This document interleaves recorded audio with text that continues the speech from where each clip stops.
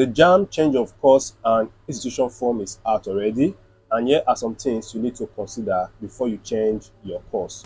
Let's have it. Let's have it. I believe by now the majority of us must have seen our JAM results, and to some of us we score higher than expected, while there are some of us that our score was not what we expected. If you know, you know. Now, having seen your results, most of us have made decision to change either to a higher course or change to a lower course that will match your JAM score.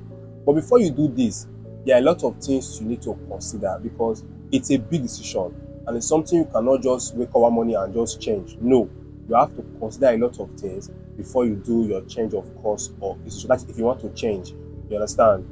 Now, that is why I'm making this video, so that in this video, I'm talking about things to consider before you change your course. Now, for those of you that want to do your change of course and change of institution, now take note that you cannot do it on your own. You need to go to a JAM CBT center to do your change of course or change of institution. You cannot do it with your phone. Nobody can do it for you online. You need to use your leg, go to a JAM CBT center and do your change of course, because the reason why you need to be physically present for your change of course or institution is because you need to thumbprint, you understand, on the system so that you can successfully do your change of course. So nobody can do it for you online. So ensure you stay away from scammers that might tell you that, okay, I can do it for you. No, it's not possible. You need to go to a JAM CBT center to do it. And the fee ranges from about, just if you are going, just go like, let's say 5,000 maximum, 5,000 maximum, and you're able to complete your change of course or change of institution. So the first thing you need to do before you change your course or your institution is to do proper research. Yes, this is very, very important. You don't just wake up one morning and just go and do change of course or change of institution. No, it's not done that way. You have to what? Make proper research. Yes, this school you are about to change to now, how is it like? What's the cutoff mark? Do they offer my course? What is their school fees? All these things is what you should do before you now say, okay, I want to go for this school now, or okay, I want to change to this course. You understand? Make proper research. Very, very important. Now, the second thing is that if you are changing to another course, ensure that your JAM subject combination matches with the course you are changing to. For example, now let's say you once applied for medicine and surgery, and maybe after seeing your JAM result, you now change your mind.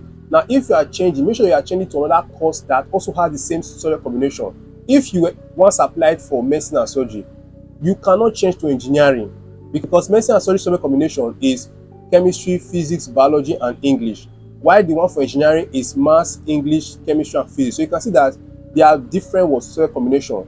So what I'm trying to say in essence is that if you are changing to another course, make sure that your subject combination aligns with the new course you are changing into.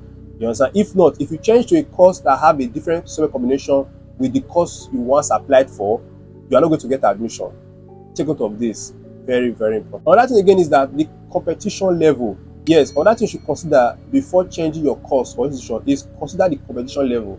There are some schools that are very, very competitive. Before you get admission there, you will sweat before you get admission. Now, in schools like that, you have to have a good JAM score first before you apply for this school. Apart from some schools, there are some courses that are very, very competitive, like law, accounting, medicine and surgery. In fact, if you are going for medicine and surgery in a federal university and your JAM score is not up to 300, my dear, I will advise you change to a lower course, except maybe you are going for a private university, you are going for a state university. But if you are going for a federal university, medicine and surgery, your score needs to be up to 300 plus.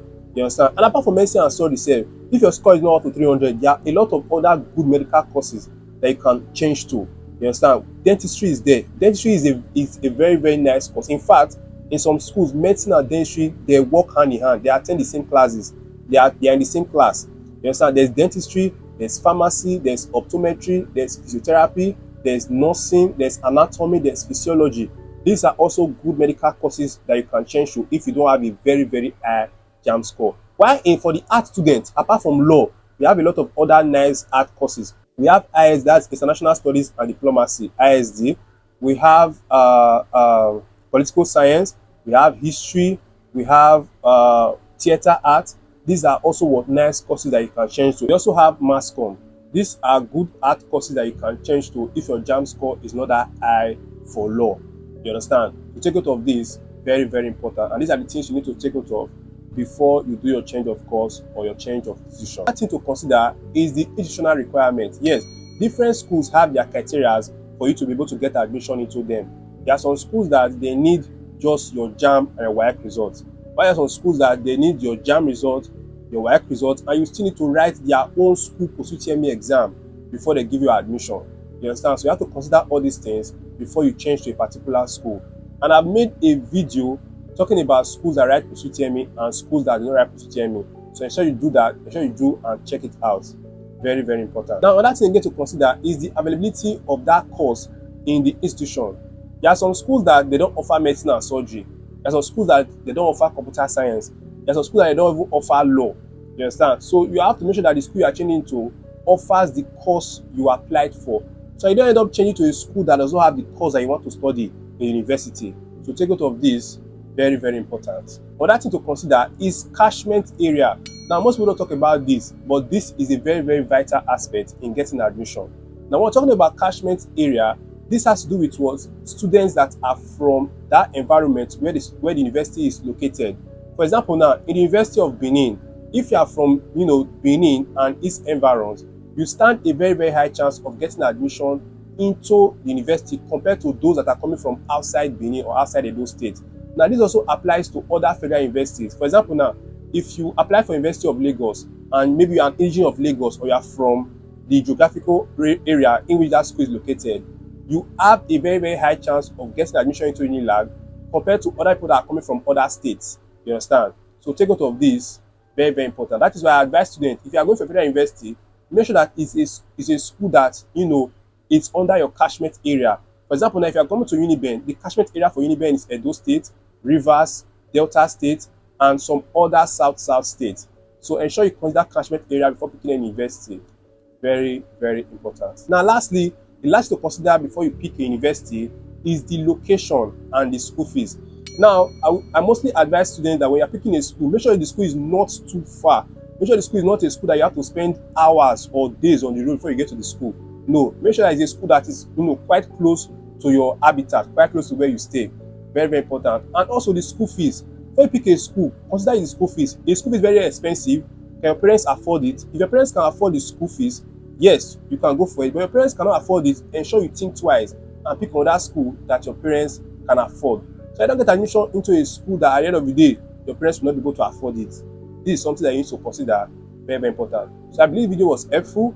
And yes, we've come to the end of this video. Ensure you like, ensure you follow me if you're not following me, and stay tuned for more updates. Now, take note that we have a class where we teach post-UTME students. If you know you are a student studying for post-UTME or your school writing post-UTME, you need to join that class. We are teaching you everything you need to know as regarding passing your post-UTME exam. I want to give you all the vital information that you need as a student preparing to enter university. If you're interested in joining the post-UTME class, you want to over on the screen, chat me up and I'm going to register you for the class. That's all for the video, guys. If you have any other question, drop them in the comment section. I'm going to respond to you and make a video to answer your question. So that's all for now, guys. Bye-bye.